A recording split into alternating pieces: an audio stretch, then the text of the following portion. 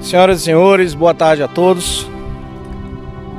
Para quem não sabe, nós viemos aqui hoje, um grupo de advogados, para fazer uma sustentação oral relativa aos processos do 8 de janeiro.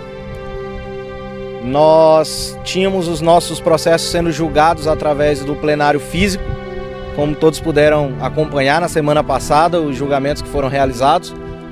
Entretanto, semana passada, a ministra presidente do Supremo Tribunal Federal, atendendo a pedido do relator ministro Alexandre de Moraes, modificou o rito dos julgamentos e levou os processos do plenário físico para o plenário virtual. E nós estamos nos insurgindo em relação a isso, uma vez que nós acreditamos que isso configura violação ao princípio da ampla defesa. Porque o julgamento no plenário virtual não é julgamento por videoconferência, não há debates, não há audiência. Há apenas um procedimento onde os advogados gravam as suas sustentações orais, juntam no processo, os julgadores supostamente assistem e proferem os seus votos por escrito. A sociedade não vê os julgamentos, não ouve os debates dos ministros, e isso é prejudicial à defesa dos nossos clientes. E nós resolvemos, já que nós vamos ter que gravar a sustentação oral e colocar no processo, ao invés de gravar no escritório, nós resolvemos gravar aqui na frente do Supremo Tribunal Federal, porque se não nos autorizam que defendamos os nossos clientes lá dentro, nós os defenderemos aqui fora. Sejam todos bem-vindos.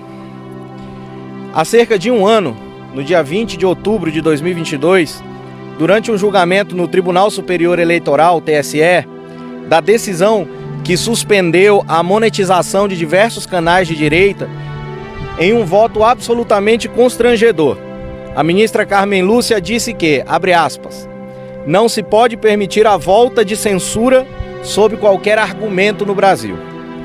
Contraditoriamente, logo na sequência, ela votou, juntamente com os ministros Benedito Gonçalves, Alexandre de Moraes e Ricardo Lewandowski, pela censura dos canais e um documentário da Brasil Paralelo, mas só por 10 dias, até o segundo turno da eleição presidencial.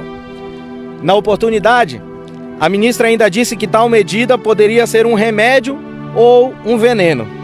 Bem, eu acredito que a censura é sempre as duas coisas. É remédio na visão dos censuradores e veneno na boca dos censurados. No dia da prolação dessa decisão, eu não consegui dormir. Fiquei imaginando que tipo de país eu deixaria para os meus filhos e o que eu poderia fazer para deixar registrado que, diante do arbítrio, eu não me calei. No dia seguinte, então, eu peguei a minha Constituição velhinha, que eu tenho aqui, um megafone, e vim aqui para a Praça dos Três Poderes, na frente do STF. E durante 10 dias, eu li a Constituição Federal e transmiti nas minhas redes sociais, para lembrar aos ministros que, se a lei maior do nosso país havia sido ignorada por eles, não havia sido esquecida pelo povo. Todavia, mal sabia eu que atrocidades jurídicas muito maiores viriam a ser cometidas contra cidadãos brasileiros, à revelia da Constituição Federal, pela Corte, que tem como função precípua defendê-la. Durante os últimos 9 meses, enquanto advogados dos réus de 8 de janeiro, temos presenciado diariamente violações aos direitos humanos, à Constituição e à lei.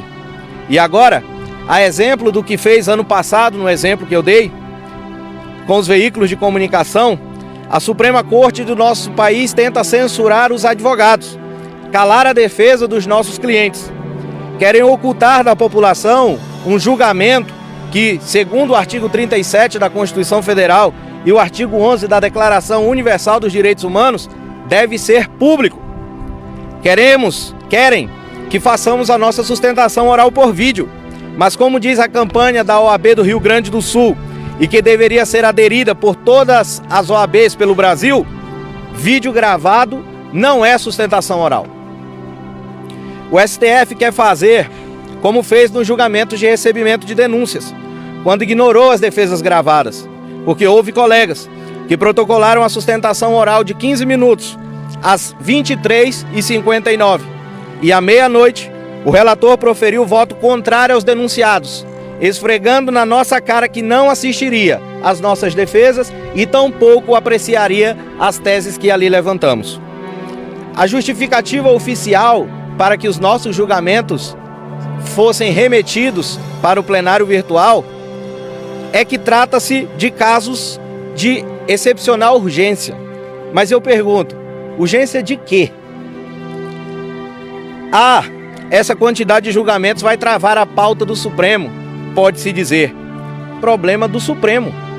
De acordo com a Constituição e a lei, os casos dessas pessoas, dos réus de 8 de janeiro, deveriam estar sendo julgados no TRF1. Mas já que esta corte quis se transformar em um fórum de cidade de interior, que ela arranje tempo e pauta para julgar os nossos casos com isonomia, e não 3 no plenário físico, outros tantos no virtual.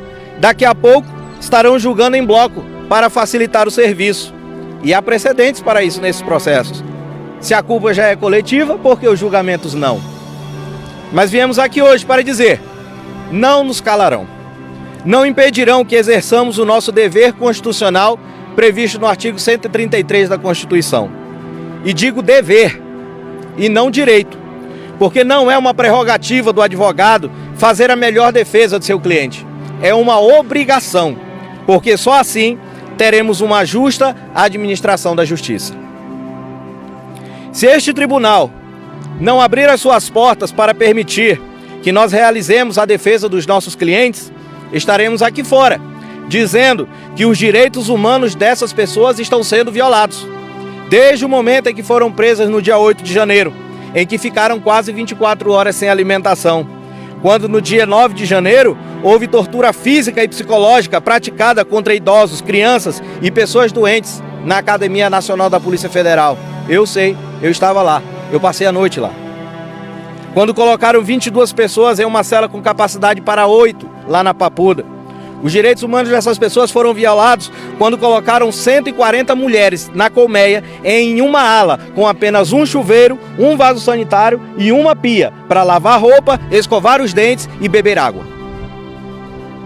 Os direitos humanos dessas pessoas foram violados quando lhes foi servida comida azeda, com larvas e com cacos de vidro, havendo pessoas que perderam até 30 quilos enquanto estiveram na prisão. Os direitos humanos dessas pessoas foram violados quando quiseram destruir os bens e os documentos delas, porque não havia uma sala para guardar esse material na Polícia Federal. Os direitos humanos dessas pessoas foram violados quando a imprensa, grande parte dela, e o próprio site desta Suprema Corte ficou imputando a alcunha de terroristas a estas pessoas, mesmo depois que as denúncias já haviam sido oferecidas e ninguém, repito, ninguém foi denunciado por terrorismo. Por fim, os direitos humanos dessas pessoas estão sendo violados quando são impostas medidas cautelares às pessoas que foram liberadas, mais graves do que se aplicam a criminosos contumazes. Ao invés de apresentação mensal em juízo, apresentação semanal, proibição de utilização de redes sociais, proibição de comunicação entre uns e outros, tornozeleira eletrônica. Por causa dessas medidas, houve pais que perderam o casamento das filhas, houve filhos que perderam o sepultamento da mãe, houve pais que não conseguem colocar a comida na mesa para os seus filhos. Esta semana foi prolatada uma decisão pelo ministro relator, em que uma mãe pede autorização para trabalhar e a tornozeleira eletrônica lhe estava impedindo de trabalhar, lhe está impedindo de trabalhar e colocar comida na mesa do seu filho. E o ministro negou e disse que se ela quiser, ela tem que se adequar e procurar uma forma de trabalhar. E não, a corte deve ser flexível a ponto de permitir que uma mãe trabalhe e dê de comer para o seu filho. A dignidade dessas pessoas está sendo arrancada dia a dia. E nós vamos denunciar isso, lá dentro ou aqui fora. Se este tribunal não abrir as suas portas para permitir que nós realizemos a defesa dos nossos clientes, estaremos aqui fora, dizendo que o STF não tem competência para julgar os casos relacionados ao 8 de janeiro. O ministro Alexandre de Moraes